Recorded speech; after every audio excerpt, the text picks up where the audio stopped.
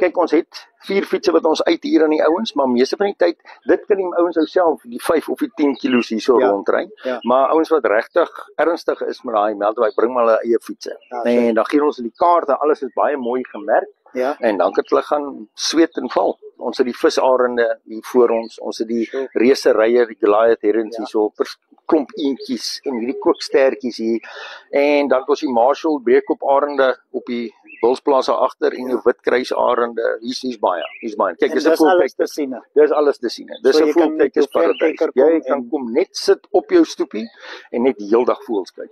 Dis baie mooi. Ek sien julle het ook 'n tipe van 'n sosiale aktiwiteit, die Kamkiri Challenge. Ja, ons doen dit 1 keer 'n jaar, naweek net voor die skoolvakansies.